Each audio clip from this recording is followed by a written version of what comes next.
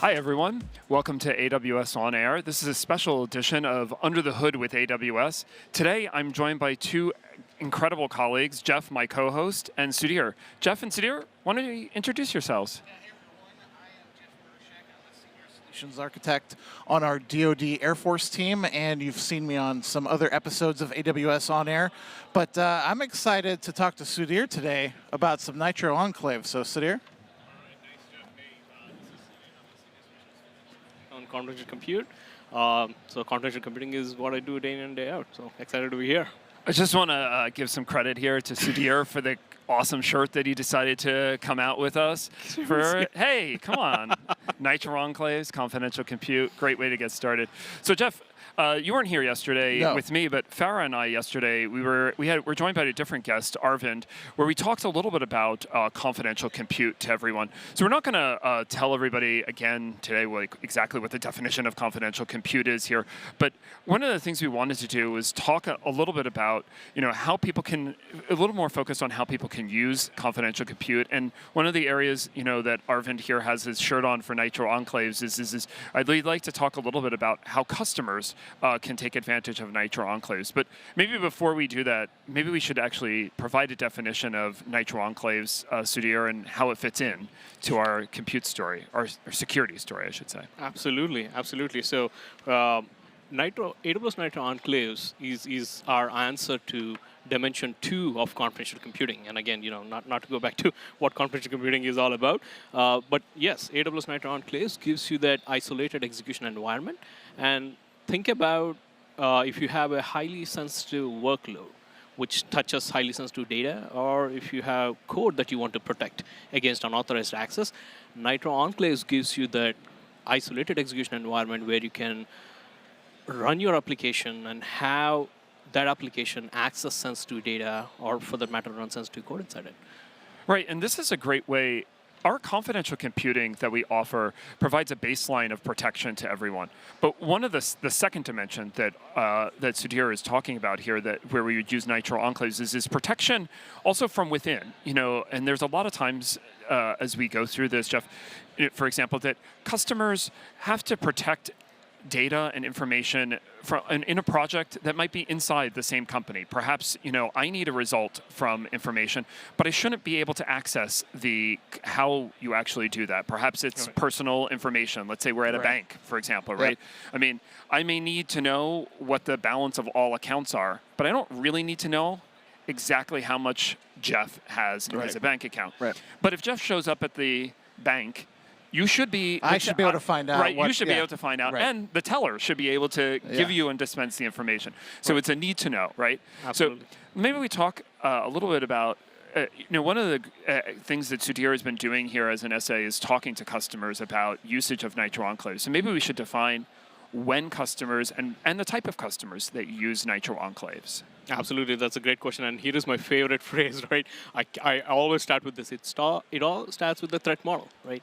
The first question I ask customers is, do you have a threat that you're trying to mitigate? And specifically, if you want to remove unauthorized access from within your organization, right? Let's take, for example, the system administrators who have access to the EC2, Amazon EC2 instances. If you don't want them to access the memory contents of your highly sensitive data processing application, that is step one. That indicates that, yes, Nitro Enclaves is a good fit for that particular use case, right? So it all starts with the threat model. And then coming back to the second part of your question, what are the popular use cases where I have seen customers use Nitro Enclaves, right? So if you are in a highly regulated industry, and by that I mean think about healthcare, life sciences, payments processing, financial services, financial technology, or even public sector and intergovernmental. The DoD? DoD, industry verticals, right? Everyone loves the Department of Defense. Yes. Right. Yeah. So these industry verticals, and specifically in these industry verticals where you have applications that touch the highly sensitive data, and tie back to the threat model that I just mentioned, you don't want your operators to peek into the highly sensitive data. That would be a good fit use case. And here are some examples that I've seen, right? Payments processing, Oh, so let me jump in. So Yeah. I know I've been through some PCI audits before in my previous life, and I Yep. know that number needs to be encrypted, and no one needs to be able to see that number on the network it's on, every machine that it's on, the storage it's on. Right. So I can imagine that those actual payment card numbers is something that would. That's a great fit. Yeah. That's a great fit. And the simple data flow in that case would be you have that encrypted data sitting in a data store, whether it's a database or Amazon S3, and it only gets decrypted inside an enclave. Yeah, and right? you mentioned taking away the rights to the system admins. That's part of the process, the audit process. You have to prove that those system admins don't have access to that memory to get those numbers. So I understand where you're going. Right. Yeah. Right. Yeah, and beyond that, some other use cases are big data analytics, right? So this is my favorite phrase again, right? So let's meet with compute where the data is at, right? So if you have your highly sensitive data sitting in a data lake or big data environment, you could get batches of those data or stream data, that highly sensitive data, into the enclave, process it, and then re-encrypt it and send it back, right? So think of Nitro enclaves in that sense as your executor worker node in your big data cluster, for example, right? So that's another popular use case, and in the rest of the talk, we'll go into more use cases. Multi-party computation, multi-party collaboration is another one of the favorite areas. Yeah, let's maybe before we do that, do we have a specific customer example that we might be able to talk about here? Sure. A bunch of examples that pop up in my head. Async is one of the customers that when it comes to payment processing. When it comes to multi-party collaboration, trusted research environments is a phrase that is becoming very popular these days, especially with all the analytics that popped out of COVID and the pandemic. So University of Dundee and the Health Services Division of UK government, in joint collaboration, there's a very popular project that they have blogged about. It's called Treehouse. So that's another thing in multi-party collaboration. So maybe we should actually define multi-party collaboration for anybody who doesn't know what it is. Yep. And, Absolutely. As the name suggests, right? It's related, but not so related with multi-party computation. Those who are not familiar with multi-party computation, it's a cryptographic technique where multiple parties can come together and work on a certain piece of data without sharing their individual inputs, right? So think of it as a secrets sharing scheme where you don't have to reveal your portion of the data, but come together to accomplish something with all the data sets combined, right? Yep. Now, that's MPC. That's a cryptographic technique. Multi-party collaboration, this is what is possible with AWS Nitro Enclaves, where we take away all that undifferentiated heavy lifting of secret sharing and coming up with cryptographic circuits, etc., and we simplify by introducing enclaves, which gives that isolation posture. And by doing that, you could take your any application that runs on Linux and have your data set stored in a data store like Amazon S3 or database, and these multiple parties, each of them come together with one piece of the puzzle, right? So let's say, for example, party A comes with the compute environment, which is their responsibility is to run the Nitro Enclaves environment, right? And party B comes with their sensitive data. Yep. That's what they bring to the table. And party C, the remaining piece of the puzzle, they bring the actual code that runs inside the Nitro Enclave. So all these parties come together, use Nitro Enclave, attest to the fact, another term that I'm throwing out here, attest to the fact that this particular piece of code and that piece of sensitive data is only going to be processed upon inside a particular enclave with a particular signature, right? Hopefully that paints a picture, but this is multiple parties coming together, collaborating with assurances that they. I think it's a great. I mean, I think one of the things we all learned with COVID. I mean, I think if you take a look at the vaccine creation that happened, it's a complex problem, right? I mean, and we talk a lot here about complicated problems that people have to solve. And a lot of times, a complicated problem means that people all bring their own kind of unique IP, perhaps, to get something done.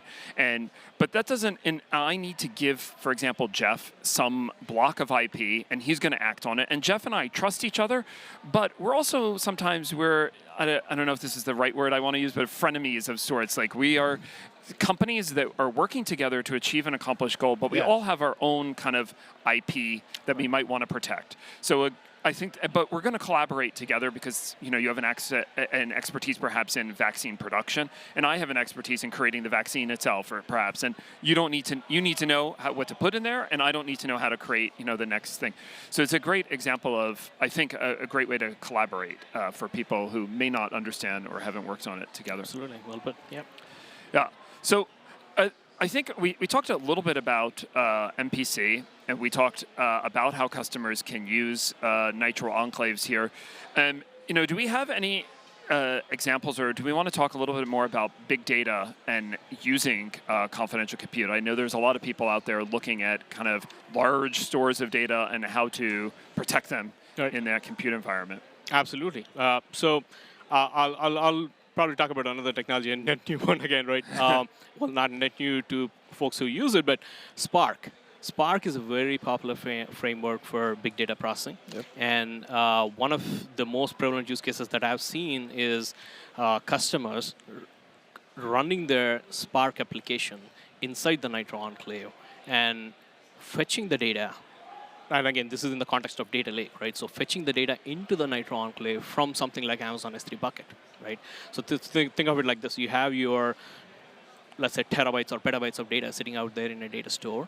You'll bring chunks of that data, and of course, it's encrypted at rest, right? And Nitro Enclaves is all about processing data and safeguarding it while in use. So you'll get chunks of the data from Amazon S3 in this example, bring it to the Enclave, decrypt it, and here is where the magic happens, right? Nitro Enclaves provides out-of-the-box integration with AWS KMS, Key Management Service. Yep. And the underlying mechanism is the word that we have thrown earlier around, attestation, right? So the way it works is Enclave, when it makes the request to AWS KMS to ask essentially the question, hey, I have this bunch of encrypted data with me right now, and I want to decrypt it. So will you allow me to decrypt it? And AWS KMS, as part of the request, Enclave sends something called an attestation document, which has cryptographic fingerprints of what the Enclave constitutes of, right? And by that I mean the contents of the Enclave, the application that's running inside the Enclave, so on and so forth. And AWS KMS looks at this request, looks at the policy for that particular KMS key, and then makes the call, hey, should I allow this particular Enclave to decrypt the sensitive data? If it's allowed, Enclave gets what it needs to decrypt the chunk of data that's sitting inside the Enclave right now, decrypts it, processes it, and of course, once it's done processing, the processing results is re-encrypted, sent it back to the data store it needs to. So the underlying primitives are simple, but once you play them out at scale is where it becomes very, very appealing for big data workloads. And again, just this one final point, right? AWS Nitro Enclaves is a full virtual machine, right? By that, what I mean by that is, if your application can run on Linux, it can run in an enclave. It is capable of running heavy workloads, right? So the more vCPUs that you can allocate to it, the more memory that you can allocate to it, it can process those big data workloads. And I think one of the things well, first I think we should go back, and I don't know if everybody out there knows, should we define what attestation is? Or, I don't know who wants to take it. Yeah, I have a follow-up question after that as well. Sorry, Jeff. No, it's related. It's related to this. Okay. So here's the thing, right? So attestation, and again, just talking in simple language, I think it has roots in some legal terms, right? So yeah, I see it as like this. A Nitro Enclave, when the use case dictates that whoever is talking to Nitro Enclave needs to know that a request is actually coming from who it claims to be. So for example, you have an application running inside a Nitro Enclave, and it talks to an external service. Let's call it service A. And this service, before it responds to the request coming from the Enclave, needs to know that the request, in fact, originated from a given Enclave, right? The process of identifying the fingerprint, the cryptographic fingerprint to be very specific, of an Enclave, verifying that it's, in fact, carries the right signature, that entire process is called attestation, right? And it's used in a couple of other use cases as well. it's not entirely new No. that we introduced with Nitro Enclaves. TPM, if people are familiar with TPM workloads, they do use it. But yeah, that's in a nutshell. Okay, so what you described, for someone who's brand new to this, they might think, well, that kind of sounds as if it was just a regular EC2 machine needing to decrypt data off of S3, it would have a role that would allow, that KMS would say, I'm allowed to use this key to decrypt this.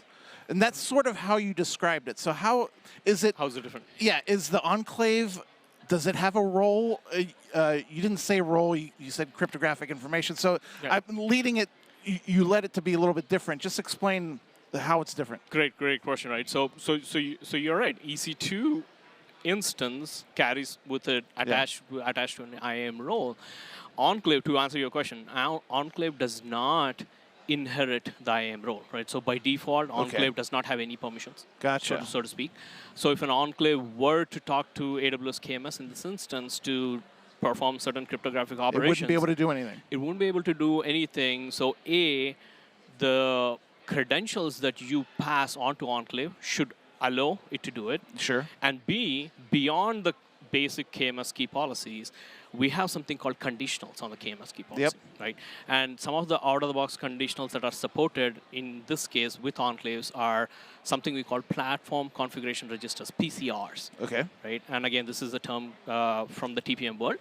So if you put a conditional on the KMS key policy that pins it to a particular cryptographic hash, the PCR value, in essence, what you're telling is beyond the usual scope down policies of how you allow a certain EC2 instance, now you're further scoping it down with the cryptographic fingerprint of the enclave that's launched from the EC2 instance. Gotcha. Okay. So think of it like the most granular cryptographic conditional you could put in a KMS key policy. Cool. All right. Sounds good.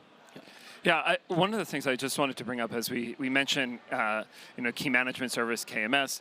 Yesterday when Arvind and I were here, we just did also discuss how now one of the new things that we launched this year is now you can launch multiple enclaves as well, right? So Absolutely. I think, right, so maybe a quick explanation of how someone can use multiple enclaves versus, the original launch was just a single enclave. Right, absolutely. That's a great segue. In fact, big data workloads is what comes to my mind. You almost, I feel like you gave an example of using it but without saying it, but maybe we should kind of reiterate. Sure. So what we launched at last reInvent is the capability now to launch up to 4 Nitro enclaves from within a single EC2 instance, right? So where that helps is if customers have a workload where they essentially want to bin pack, right? What I mean by that is you need to run an application that does not consume the entire capacity of a single EC2 instance. Sure. So you have spare capacity. Yeah. So in that case, you want to pack as many enclaves as possible onto a single EC2 instance. So that's one use case where you want to do it. Microservices is a great fit for something like this. And again, think of any workload that can scale out, right? So instead of running a certain workload in one enclave, if you want to scale out to multiple enclaves, that's a good topology. That's a great deployment topology for that use case. And again, big data workloads, right? So big data workloads, especially something like Spark, has the notion of multiple worker or executor nodes. Yeah. So think of as a single orchestrator trying to divvy up the workload into multiple enclaves. And one thing to call out is that you need not scope down to one EC2 instance. You can span multiple EC2 instances. So apply the multiplication factor of multiple enclaves in a single EC2 and multiple EC2s and into an auto-scaling group, right? Something like that. So the expansion to multiple enclaves. Excuse me. It's not just within, as you mentioned, the EC2 instances can be multiplied. I don't know if if that's now I'm using multiples over and again, but yeah. So. It makes me want to go watch Multiplicity tonight. So. Maybe we should have a joint viewing party. Yeah, let's do it. Let's So I think we're getting toward running out of time here, but I wonder if we maybe just should finish up by covering a handful of other kind of customers. I think we've had some recent customer quotes that we've placed out on our website from customers such as Dashlane, which has a password manager as well, which you can use, and we've we would encourage everyone to take a look at that information. And also we have the additional documentation for that. We have a blog on the MPC stuff that we actually will put up for folks to take a look at as well. So that's the multi-party computation. Right. I don't think I ever... Multi-party collaboration. Yeah, multi-party collaboration. Sorry. See, I screwed up. Can't take me anywhere. But yeah, so just anybody looking for that additional information, we have that on our Nitro Enclaves page as well for folks to take a look at. And we also earlier this year also introduced, Nitro Enclaves works with our EKS, so Kubernetes servers as well, which is huge for anybody doing cloud-based computing with container applications, so and our managed services. I just want to thank you, Sudhir, for joining Jeff and I today. This has been a fun conversation. Yeah, absolutely. Thanks for the opportunity. Yeah, and I hope everyone got a little bit more information about Nitro Enclaves and our second dimension, essentially, of confidential compute today. Thanks for tuning in. We will be right back in a few minutes with our next segment of AWS On Air Live from Reinforce 2023.